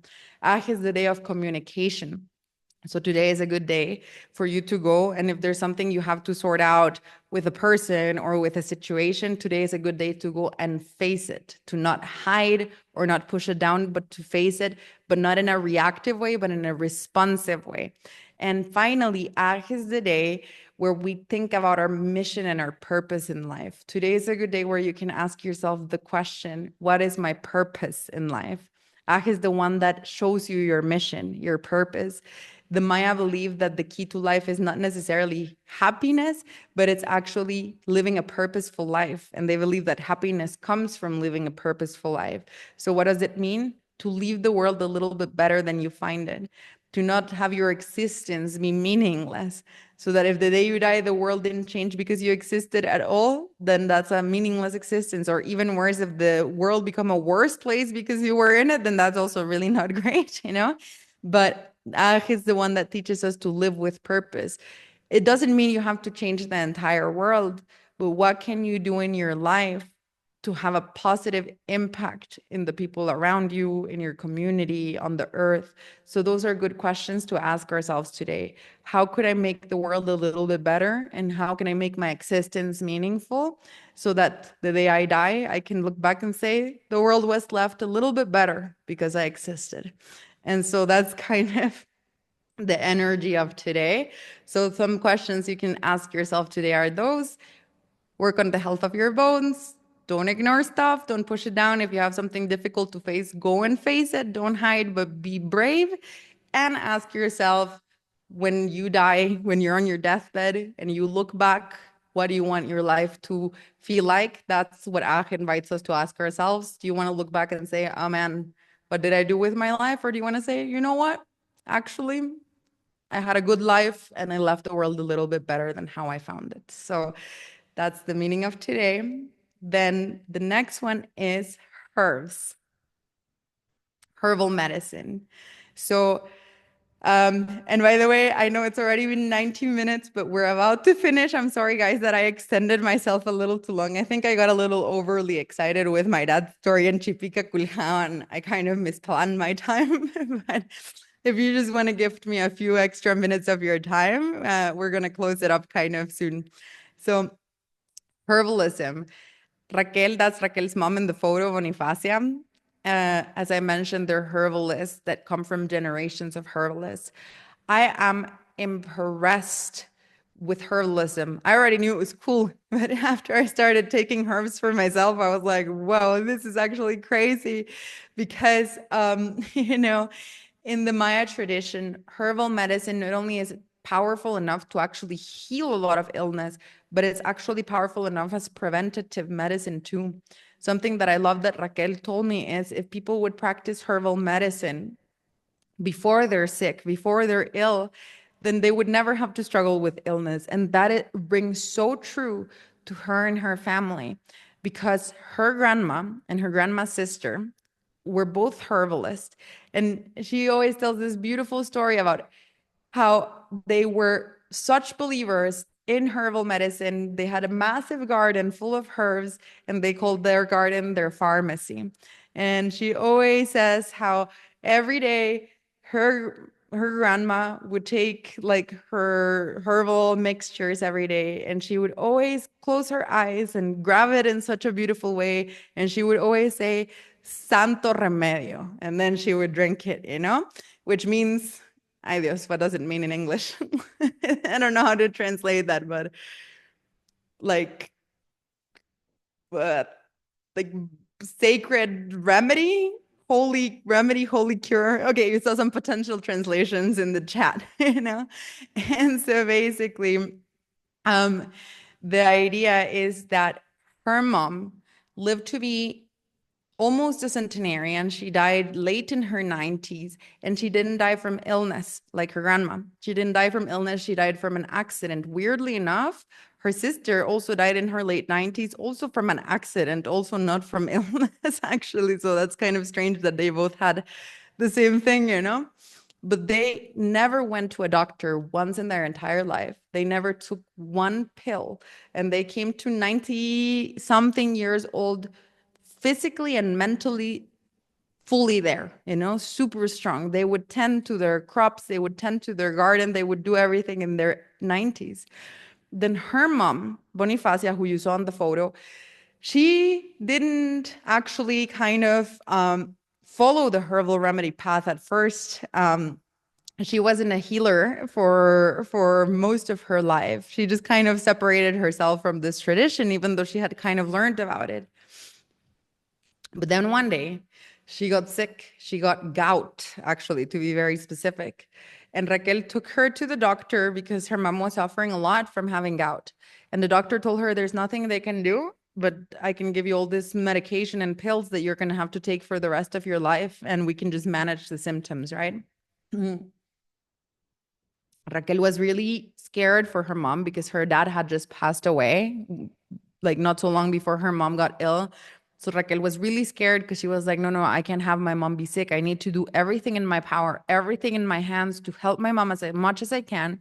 And then she remembered her grandma's wisdom and thought, I'm going to go around the community and talk to all the healers. I'll bring my mom to every herbalist in the community and see if there's anything we can do to help her heal her gout.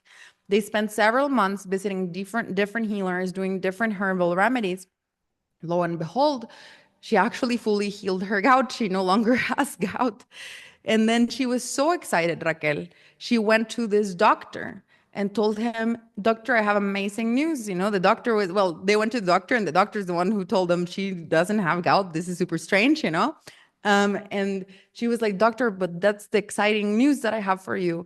I spent the last 6 months of my life learning all about gout, learning all about how to heal gout with herbs. And I can share that with you, doctor, for your other patients who have gout. And the doctor laughed in her face, told her that's the most ridiculous thing he's ever heard. And that's just super random. Sometimes in medicine, we see these random medical miracles where things happen, but they have nothing to do with anything. It just can happen sometimes. Raquel got so angry. She swore off doctors for the rest of her life. And she was like, can't believe it. You know, you'd rather give my mom pills for the rest of her life than accept that maybe there's something alternative that can be done and actually give it to your other patients, you know? Why can't there be a collaboration between modern and ancient medicine is the question that Raquel started to ask herself often after that experience. And then her and her mom both finally retook their roots and started becoming herbalists and healers who are very, very famous in their community. They treat all of their community right now. They have this beautiful garden pharmacy outside of their house, and I have seen them heal people in ways that it was honestly, I believe in this, but it was hard for me to believe actually, because I was like a little skeptic. I was like, what? You actually healed this person? I'm like, whoa, you don't even understand.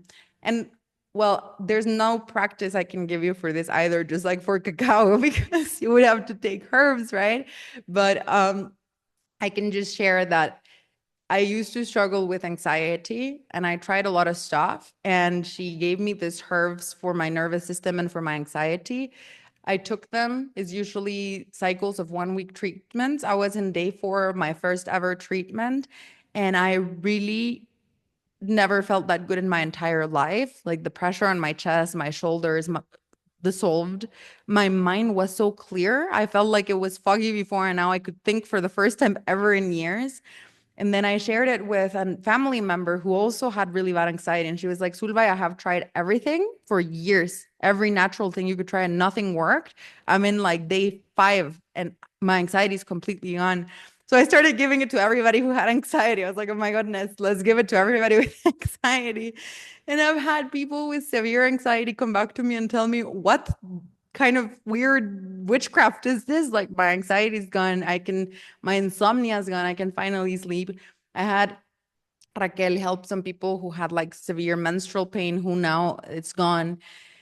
everything from thyroid issues to stomach problems, colon problems. Man, she's crazy, really. And the cool thing about her and her mom is her mom used to get sick very often before they became herbalists, but they became herbalists 30 years ago. And now they both can proudly say that they haven't been to a doctor in 30 years or taken a pill in 30 years. And they have never been as healthy since they started herbal medicine. So I recommend you guys get into the pharmacy of nature because it's really awesome. And then finally, the last practice is Mehelem Shukulem. And what does that mean? Mehelem Shukulem is a concept of the Maya tradition and is the concept of gratitude. You remember how I talked about the god of 1,000 faces? Well, for the Maya, they don't believe in God. Actually, the Spaniards got that one very, very wrong. If you read any history book or whatever, where the Maya are mentioned, they're always mentioned as polytheists, meaning they believed in many gods, but that is not true.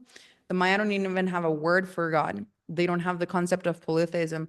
They actually don't believe in God, which is kind of interesting. They just believe that everything in existence is sacred, and they believe in the symbiosis of creation. They believe in energy. They believe in all kinds of stuff that is too difficult and deep to get into right now, because then I will have to talk for 30 more minutes just to explain that little concept, and I won't do that. But anyways, I find it beautiful, right? They believe in symbiosis. They believe that the thing that we have to protect most is the symbiotic processes of both the universe and the earth. So for them, even in their fire ceremonies, the way in which they place the materials that represent different things, they place them in an equal amount. What do I mean by that? There's like, for example, the four corners of the earth, the same amount of candles for what represents the fire, the same amount of candles for what represents the air, the same amount of candles for the earth, the same amount of candles for the water. Why? It's a representation of how not one thing is more important than the other, because the water is so important. We could not live without water. Literally, we would die. I mean, as in literally, we would die without water. The water can exist without us, but we can't exist without it. The air can exist without us, but we can exist without it. But here's the thing, there's not one single thing that's important. The key to life is not just water, it's not just air, it's not just the magma, it's not just the sun, it's not just the moon. It's not just the bees, it's not just the trees, it's not just the plants. They are all equally important. Imagine you could have a life with only water, but no air and nothing else, and we also would die. Water is not enough. They believe everything is different and unique and everything is sacred, but everything forms part of an interconnectedness that actually enables reality and existence. And we have to protect that interconnectedness. We have to protect that reality. We have to, in a way, kneel with gratitude in front of the water, in front of the fire, in front of the air, in front of the animals, in front of the trees, in front of the mountains, because they're the givers of life. All of them can exist without us, but we cannot exist without them. So in order of importance of creation, the Maya believe that human beings, we're the youngest ones. We're like the babies because we came last, and in a way we're the least important ones because the earth doesn't need us to be okay, but we do need the earth in order to be okay, And so it's all about, when you're a kid, your parents always take you to Mayan fire ceremonies, because Mayan fire ceremonies are all about just gratitude. You just sit there around the fire for hours, and I mean literal hours, and all you do is you say thank you. Thank you, Sakol. Thank you, Vitol. Thank you, Alom and Kaholom, Tepeo and Gukumats, which are concepts of reality. Thank you to the water. Thank you to the wind. Thank you to the earth, and thank you to the fire. But it's not just like thank you. It's like you spend a long time just thinking about how grateful you should be to the water. And when you practice that gratitude so deeply and so often since the time you're a child, it like changes your paradigm about the way in which you view nature and you view reality. When you're practicing that gratitude so much and even making the sacrifice in a way of having to spend money that you don't have, because Guatemala is a poor country. And I remember growing up without money and my dad still spending thousands of quetzales in materials for ceremonies to make the ceremony, like the offerings, the candles, the cacao, the herbs, the incenses, and we didn't even have dinner to eat, but he would spend, so much money on the materials for the ceremonies that he would literally burn, right? Like you would be hungry because you didn't have food and you would literally burn food, And that is something that I've seen like for a lot of foreigners who've experienced Mayan fire ceremonies, it's like weird. They're like, I don't get it. This is mind blowing. Why are you burning your money away when you don't even have it? Your food away when you don't even have it? But that's like the lesson in the fire ceremonies is the only thing more important than you is all of this existence, you know? And first and foremost, you have to give gratitude to the existence. So every morning with the first rays of sunlight, people light at least a candle, if that's all they can do, and just spend a few moments saying thank you. Thank you, water. Thank you, earth. Thank you, fire. Thank you, outer space. Thank you, solar system. Thank you, sun. Thank you, moon. Because if the sun disappears, we're also kind of not going to be alive anymore, you know? Thank you, moon, because it is also necessary. Thank you, trees. Thank you, bees. Thank you, everything, you know? And then every night before they go to sleep, they're like, okay, again, thank you, thank you, thank you, thank you to everything in existence. And when you say thank you that much, man, it eventually hits you, you know? Eventually you start experiencing life from this profound gratitude. And how could you spend every day hours, money, time hiking volcanoes, because that's where the Mayan altars are. They're always in difficult places to get to, the top of mountains, the top of volcanoes, deep down in a cave, you know, and that's where you go to do the ceremonies. It's like you have to travel for 4 hours just to sit there, burn these offerings that you brought just to say thank you for 5 hours straight. When you do that, when you make that effort to say thank you, you start to feel truly grateful at some point, you know? And so that's the thing, like, how could you feel that grateful for the water and then destroy it? How can you feel that grateful towards the trees and then cut them down without consciousness, you know? A teacher told me once that she loved as a kid seeing her dad when he had to cut down a tree because they needed the wood to cook their food, that he would spend hours with the tree beforehand, light incense, light candles, and just sit there and apologize to the tree and explain to the tree that he just really needs the wood because he needs to feed his family. And look at the mass deforestation that we're doing in the modern world, you know? What if we would spend that amount of time with every tree? We wouldn't have destroyed the planet so much. We would not be so much like the people of wood. The Maya truly understood what the Popol Vuh and the oral tradition explains about being people of corn, being children born in clarity, and gratitude as the center of all that. So practice gratitude in your life. And I don't know, I was trying to think, what should we do for this one? And I thought, well, maybe there's a practice in everything. But then as we were looking for videos, and, you know, there's the video of this beautiful woman who talks about cacao. We found a video of one of her students talking about gratitude, and I loved it so much. I thought instead of doing a practice, I'll just show it to you. So we're going to do that right now. 1 second.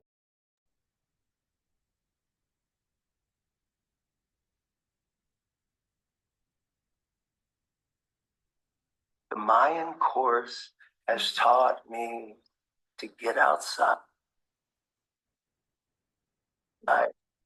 and be humble and to simply say, thank you, thank you, thank you for all that I have, and actually to be thankful for the experience and the miracle of just being alive. When I can get into that zone, I feel alive.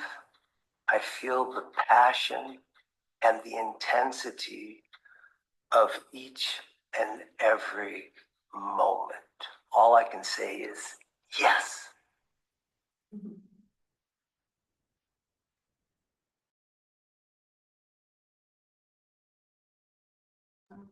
Okay, cool. I just loved it. When I heard that, I was like, oh, that I love it. So he expressed it so well. So I just wanted to share that with you. So, okay, we're about to finish soon. Don't drop out yet. I'll just mention a little bit the Equinox offer again, just very briefly for those of you who missed it, but I still have one last story that I want to share with you before we close it up. So if you just gift me a few extra minutes of your time, I'm going to share just the slide with you again because we're about to close in a few minutes. So I just wanted to remind you of what I told you at the beginning of the call, that we really wanted people to start the equinox in the best possible way. That's why we came up with these 5 practices that we shared with you today. It's not just for you to have interesting information, you know, like about cacao or herbs or gratitude.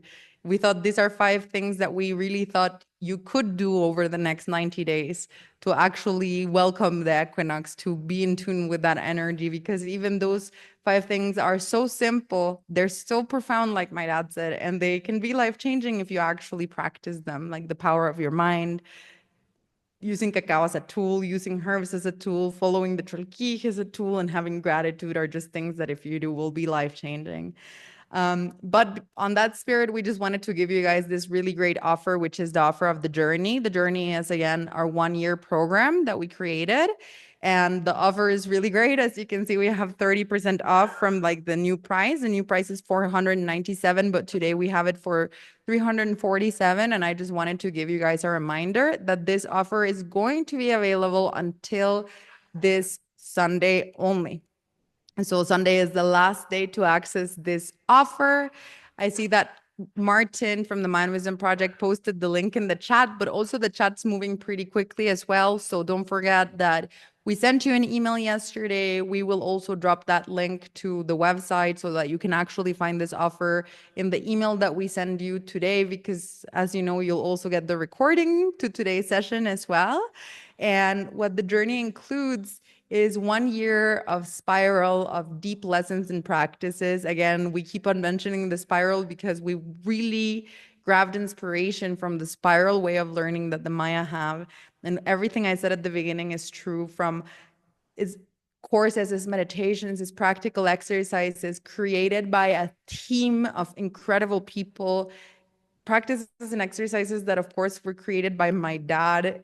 That is so special to me because for me, everything I do in the Mind Wisdom Project is my way of honoring him and honoring his legacy. So having practices that he had, that he came up with, that he shared from his teachers, it's very beautiful. But look, you met Adalberto yesterday. The practices, the courses, the information he shares is also incredible. We have Raquel and her mom sharing their wisdom about herbs and medicine and how to heal your body. We have Elsa and Hector and a team of women of the Quechua Nation in Alta Verapaz teaching you all about diet and agriculture and how to nurture your body, how to drink cacao properly, all kinds of topics. So we learn everything from spiritual practices to psychologically healing practices, emotional practices, how to heal your body, how to heal your mind, how to face Shivalva properly in the darkness and find balance is amazing, truly. I can wholeheartedly say that I've never poured my heart and soul into anything more in my life than creating this journey. And it was not just me, but such an incredible team of people that came together to create this program. But it includes some bonuses. So the cacao healing course to learn more about cacao. I know you already heard me explain why cacao is so medicinal. The herbal healing course, and now you also heard me say why herbs are so medicinal. So that's a pretty cool one too. And we just really wanted to give everybody lifetime access, not only so that you can come back to it whenever you need it, but also so that you can have the live updates that we're making. Because Eline, my niece, and I are working really hard with the spiritual leaders and the teachers right now to create even better new content. And we're going to drop a lot of extra bonuses into the journey soon so that you have even more things to learn, more practical things to do. And of course, the free gifts. So a golden ticket to the 20-day cacao challenge, which happens twice a year. But this includes not only the live sessions, but also access to the recording so that you can watch it if you ever miss it for 1, 2, 3 days. So that you don't have to worry if you can come all 20 days straight, where we learn about the Cholquij calendar for 20 days, which now you learned is medicinal, and drink cacao, which now you also learned is medicinal. The community so that you can meet people all around the world who are going through the same journey, and a gift card to the Mayan market where you can support our producers from all around Guatemala. We work with indigenous people from several Maya nations who produce all kinds of things from cacao to herbs. And the herbs, by the way, come straight from Raquel and her mom, just so you know, from their natural pharmacy, as well as, cacao from 2 different regions and 2 different collectives of women who've been working with it, candles, jicaras, crystals, everything. So check out the Mayan market, but it includes a $50 gift card. And until Sunday, instead of it being $497, it'll be $347. It includes all of these free gifts. It has a 30% off so that you can start the Equinox, right? And now to close out, sorry. And actually, there's a 90-day money back guarantee. I forgot to mention that. Just so that you guys know, that is completely risk-free if you don't like it, although the teachers are so amazing. I would find it weird if you didn't like it, but if for some reason you don't like it, you can still get your money back, even 3 months basically after starting the program, you know? So you can try it out, see if it's for you, and if it's not for you, you can still drop out without any risk. So now to close it up, I'll just finish it with a story. And again, I got a little overly excited today. Sorry that I went longer than planned, but that happens to me sometimes because I'm very passionate about my own wisdom. So I just wanted to take another story from my dad. This one's shorter than the first one. And he actually shares it in the video course. Some of you already know it in the first month of the journey. My dad was part of the Council of Elders here in Guatemala. And one day, sometime in the 90s, they were having a meeting, or in the 80s, I don't remember. But sometime, so a long time ago, they were having a meeting, the Council of Elders. And there were spiritual leaders and elders from all around the country representing different Maya nations. And they got together and they held this meeting and they were talking for hours about the problems of their communities, the problems of the world, the things that they're facing, the difficulties that they're facing. And my dad noticed early on in the meeting that there was this one man sitting there in the meeting, and for hours he just sat silent there. All the elders and the spiritual leaders were talking, one louder than the other, interrupting each other, standing up saying, "Here's what I have to say." And there was this one man who was just sitting there in silence, and my dad could tell this man was very humble, very poor. He was wearing no shoes. He was just sitting there. He learned later that he lived very deep inside of a mountain and he never came down from the mountain except he came for this meeting.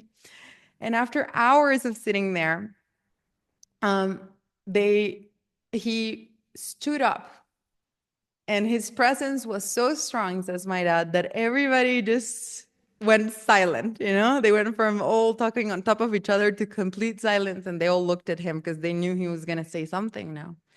And he said, "I have heard you guys talk for hours and hours and hours now. I have heard you scream. I have heard you debate. I have heard you talk. I have heard you complain. I have heard you talk about all the problems of your community, all the problems of the world, and what are we going to do to solve all of those problems?" But he said, "I don't have much to say, but I do have one very important thing to say. And that thing is, the spirituality of today has a name, and that name is action." And he sat back down. And my dad was just like, whoa.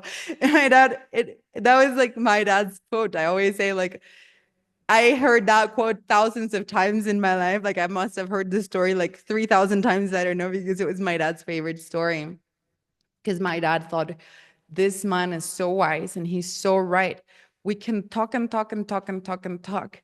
We can go around it and look at it from every single perspective, every problem of the world, every problem of our community, every personal problem that we have.